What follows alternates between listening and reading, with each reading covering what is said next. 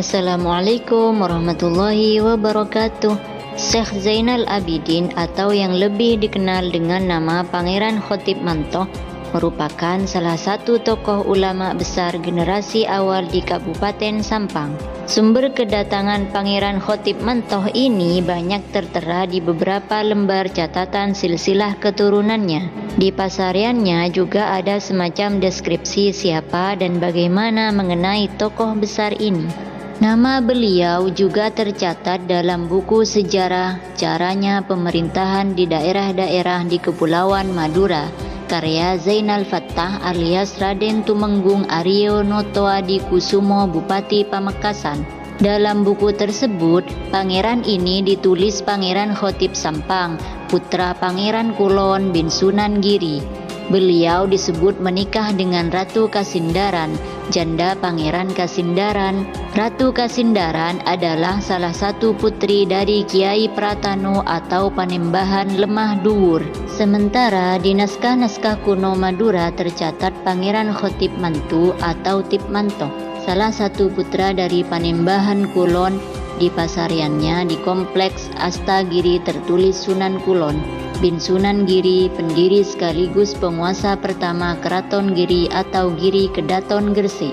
Dalam naskah-naskah yang bersumber pada catatan luar Madura, seperti yang bersumber pada catatan-catatan silsilah Giri Kedaton, Pangeran Khotim Mantu merupakan putra Sunan Kulon dari istri pertama. Beliau bersaudara satu ibu dengan Nyai Gede Kedaton atau Ibunda Sunan Cendana, Ratu Gede Mataram, dan Nyai Gede Kentil atau istri Pangeran Kabu-Kabu. Putra Sunan Kulon lainnya ialah Pangeran Kebak atau Gebak, Pangeran Dukat, Pangeran Waridi, Pangeran Jeladasi, Pangeran Waruju, dan lainnya.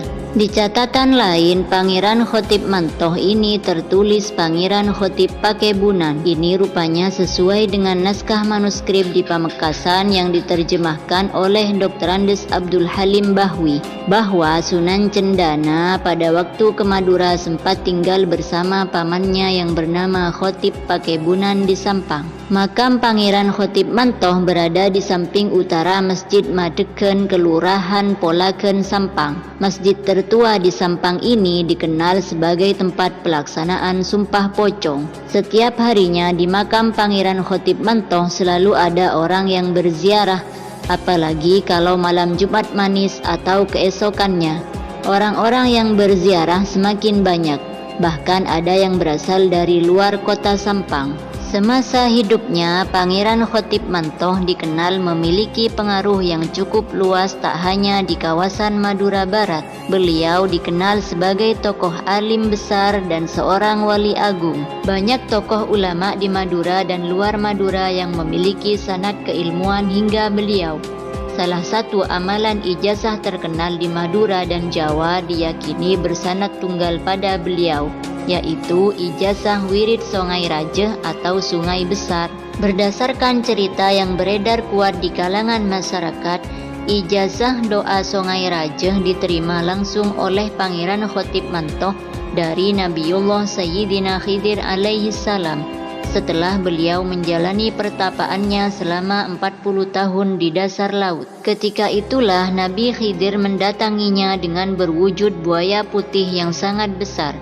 Kemudian Syekh Khotim disuruh masuk ke dalam mulut buaya itu beberapa waktu. Saat itulah Syekh Khotim Mantoh menerima wejangan dan doa Sungai Raja dari Nabi Khidir. Wirid atau doa Sungai Raja ini sangatlah masyhur dan dikenal dengan keampuhannya, sampai-sampai doa ini tidak boleh dibaca di sembarang tempat, terutama di tempat-tempat yang beratap, misalnya di dalam rumah atau di atas kendaraan. Jika ada yang secara sengaja membaca doa ini, maka berakibat atap rumahnya akan roboh dan ban kendaraan akan meletus seketika. Pengamal doa Sungai Raja sangat dilarang keras untuk berbuat zina. Jika sampai berbuat zina, maka akan berakibat fatal. Konon, pengamal doa Sungai Raja yang berzina tubuhnya akan rusak parah. Alat kelaminnya pun bisa putus dan hancur dengan sendirinya. Maka dari itu, para pengamal doa ini haruslah ekstra hati-hati dan tahan godaan dalam menjalani kehidupannya. Pengijazahan doa ini juga tidak bisa dilakukan oleh sembarang orang. Hanya keturunan langsung dari Pangeran Khotib Mantoh yang bisa melakukannya.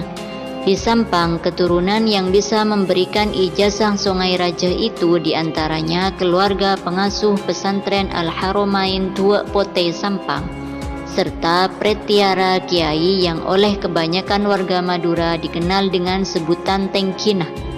Daerah ini berada di perbatasan Kecamatan Omben Sampang dan Kecamatan Propo Pamekasan. Menariknya lagi, saat pengijazahan doa Sungai Raja tidak boleh ditulis, hanya diucapkan secara lisan saja. Jadi bagi yang berniat mengamalkannya harus mendengar dan mengingatnya baik-baik saat diijazahi.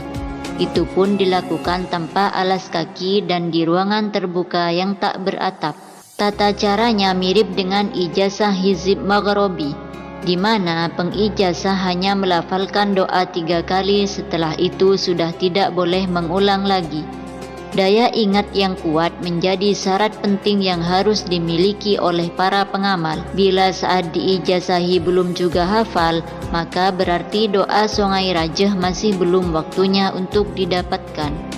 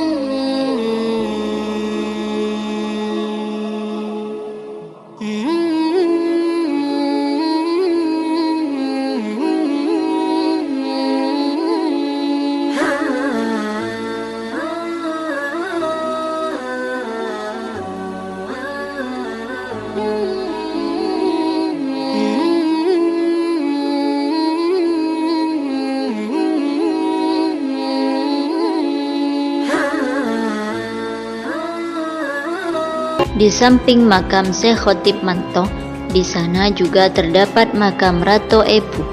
Menurut kabar, beliau merupakan putri dari Sarifah Ambami atau Rato Epung Arosbaya Bangkalan. Makam Cakraningrat II atau Raja Sampang, serta makam Pangeran Trunojoyo. Makam para raja juga berada dalam satu kompleks dengan Masjid Madegen, termasuk juga makam Pangeran Panjilaras dan Raden Aryo Tumenggung Kusumo Adiningrat Bupati Sampang pertama.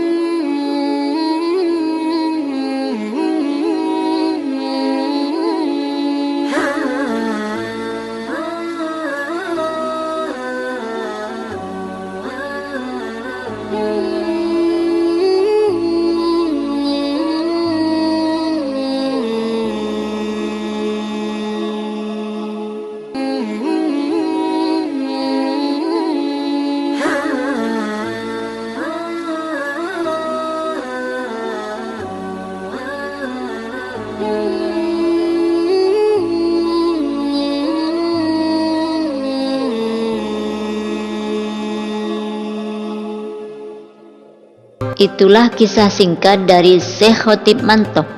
Semoga dengan adanya video ini kita bisa mengambil ibrah dan mendapat barokah beliau.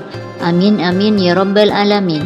Cukup sekian dari kami. Apabila terdapat kesalahan baik dari segi cerita ataupun dari segi bahasa, kami mohon maaf yang sebesar-besarnya.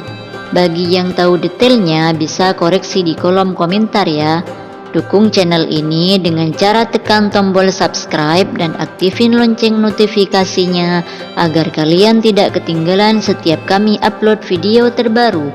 Assalamualaikum warahmatullahi wabarakatuh.